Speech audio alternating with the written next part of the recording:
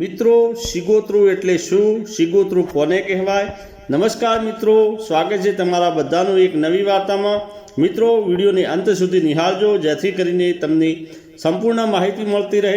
અને મિત્રો, વિડીયોને લાઇક શેર કરી અને ચેનલ પર નવા હો તો સબસ્ક્રાઈબ કરી દેજો। તો ચાલો આપણે વિડીયોમાં આગળ વધીએ। મિત્રો, સિગોતરું એટલે શું અને કોને કહેવાય?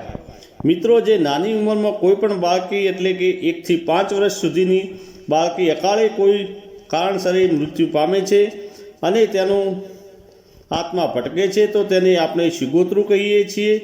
એ રીતે આ દુનિયા એને ઓળખે છે। પણ મિત્રો, હું તમને એક વાતનો ખુલાસો કરી દઉં કે જે નાની ઉંમરની જેમ કે 1 થી 5 વર્ષ સુધીની બાળકીને સિગોતરું કહેવાય અને 15 થી 40 વર્ષની વચ્ચે મૃત્યુ પામે તો તેને સિગોતર કહેવાય છે। અને મિત્રો, જે આપણે પૂજા કરીએ, દીવા કરીએ બંને ટાઈમ તેને સિગોતર કહેવાય। એટલે મિત્રો, આ ત્રણેય સિગોતરું, સિગોતર અને સિકોતરમાં આ ત્રણેય અલગ અલગ છે। વહાણવટી જે સિગોતર માતાજી છે, જેને જગડુશા વાણિયાનું વહાણ તાર્યું હતું તે તખલીને મળી માતા સિગોતર, જે જોગીઓના આંબોડાની જોગીઓના જમાતની અખાડાની જે ઓરિજિનલ જે માં સિકોતર છે તે નહીં। જે કન્યા નાની ઉંમરે કોઈ કારણોસર મરી હોય અને એનો જીવ આત્મા અવગતે રખડતો ભટકતો જોવા મળે તો તેને સિગોતરું કહેવાય।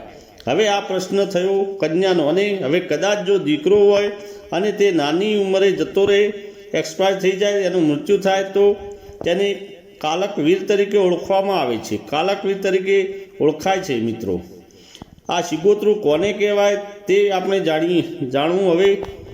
હવે આપણે એ જાણીશું કે આપણને હેરાન કેવી રીતે કરે છે। મિત્રો, જે મોટી ઉંમરના લોકો મૃત્યુ પામતા હોય છે તમને હેરાન કરે, પણ જે સિગોતરું છે એ તમને બહુ હેરાન કરે છે, કારણ કે તે બોલી નથી શકતું, એટલે વાર તમને નજરે પડે છે, કાં તો સપનામાં રોજ તમને બાળકો દેખાય છે અને તે સપનામાં રોતા હોય, કકળતા હોય, કારણ કે તે બોલી નથી શકતું। અને જે મોટી ઉંમરના છે સપનારૂપી પણ કહે છે અને નજરે પણ ચડે છે, અને એનાથી વધારે તમને ના માનો તો તે તમારા ઘરમાં કોઈ પણને ધૂણવા લાગે છે, એટલે તમને ખાતરી થાય કે આપણા ઘરમાં કંઈક છે અને આવું માનવામાં આવે છે।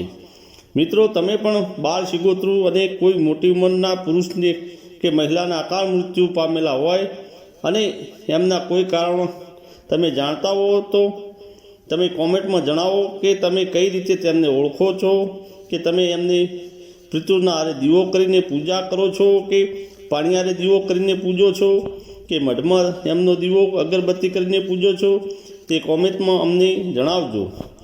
તો મિત્રો, આ વિડીયોના માધ્યમથી તમને જે માહિતી આપી તે કેવી લાગી અમને જરૂર જણાવશો। અને મિત્રો, વિડીયોને લાઇક શેર કરજો જેથી કરીને બીજા સુધી આ વિડીયો પહોંચી શકે। અને મિત્રો, ચેનલને સબસ્ક્રાઈબ કરવાનું ભૂલશો નહીં। સૌને મારા જય માતાજી।